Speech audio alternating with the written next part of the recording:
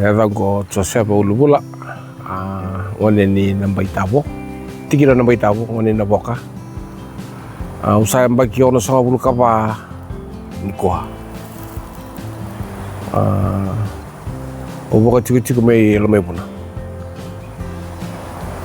garabati kana no gitete ni bupale akina no bupale kitu sama itiku lomai puna niko ya dabati sa bagi tolu sanga buluka dio na mbaki tu mengarabatu na itete lomai puna rauti kina na bulu ni bupale rauti kina to buli na ngone ada betiko mai na ekabini ko garabi tingo na tite kitu ati ko na mai na bibarara mataki ar tungol kina tambara ni gel marroi men garabati kina na daka ni tite kitu garabati ko matangkal mai tostir mata ni ambaki dona nito project mga matangkal kitu meta kabutiko tu mai tabo tiko kina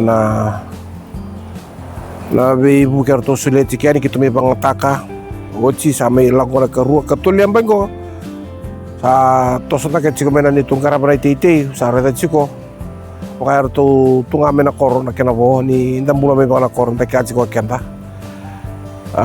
sa kasara chiko na to umalila mayaw sa kataling kayo ngulo diyaw ni sa reda na kinabi na kami na matan niyang baki karon niyang baki ang baki ko sa tosar na kina makalibutan kinasasang kito sa may sanga chikin matayar to bibuken na tamatatakan ni Ngele Marroy berto na leno na strase tunang karamo chikin na bibuke mani may rawa so mi baka uchi tala mata ni bibuke bagsawot si baitig muna kere-kere sa tos na kabalen na kere-kere sa kere na misini kina sa abo karambay libo to kitinga na sasanga kina ray ni project baka na itite ko sa karamo chikin may ada betul untuk vital lo ni kuah, lo kumai itu kan kuah mau bawa matal tang tokayan ni nabak kasama ira rotiko. Embak sawoti wa rongo tike so rongo tembe so nabak matal lo dabu tiko. Ni ando tika na square chain dona bula, dona square chain andalo, dona square chain anda tevioka. May roti na kena ilabo may pangatake. Embak go sa bisa utak bakalelay. Sa ruo na square chain musangkara sa ambito mga tiki-tiki na tevioka. Sa ngalewa may na ndalo bata na jinja may ada besar untuk vitalo ni kuah sa may tiki ni kuah may tinika walu na undolu na tausang bata na jinja usang karaba tiki ni kuah sa rabola kami ni kuah sa boleh teki jinja tiki ni kuah beruto na agriculture to sulebe na ni kuah sarai de bia ono na tani mo dabuta mata sarang ko lang kami ko to sa dabuta tiki na ngani may bana kalele usata ka putsi kami sa pokoknya lo bagi kurita ka chika na laman ibi nunggung karapa chika na ite susu waka susu toa susu me chika na sipi dua chika na kena to bunika ngona ambula chika ni bubal may nunggu ta ka putsi kami ada bunikua ka sa chika na kena itu tuba sa bibi baka ruota kena ruosa ngabulu ka tolu na undolya umay rawata pa nandun na yung baki kaya man bali ni ko sa ambitali pa na tabi ako sa rin sa tos na kami nandalo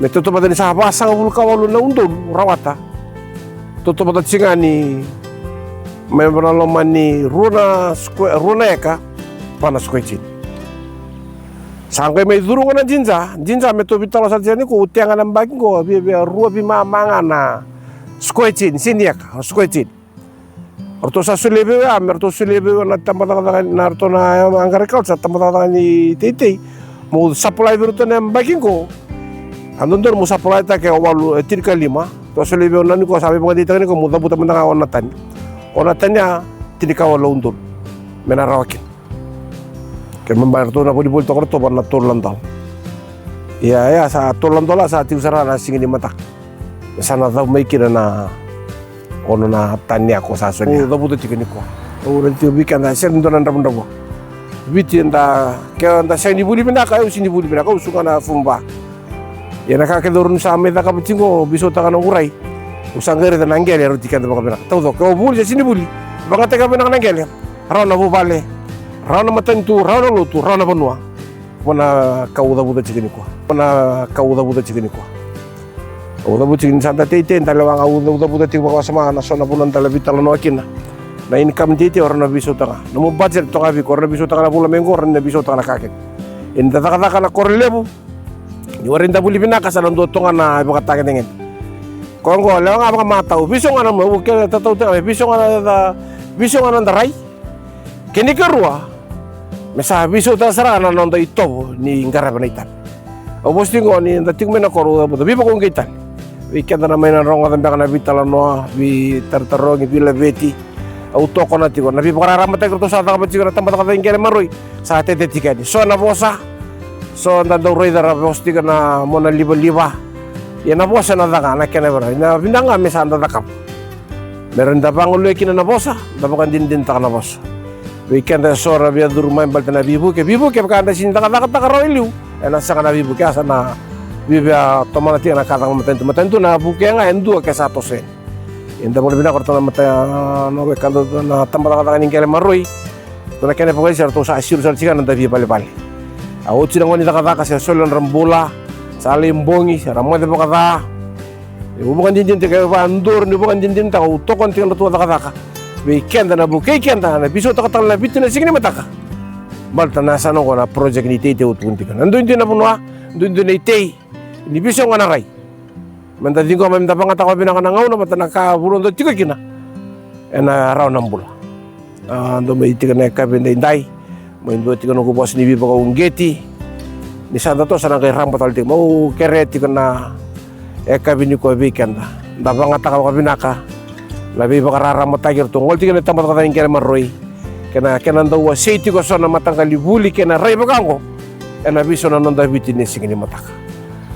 Kalau ngati kana pengrabit tamat ka tayong kaya maroy. Na siyo na bunlawa kay komunikada na daka na rukuni tamat ka tayong to kay bakal ngati kan tamat ka na turanga.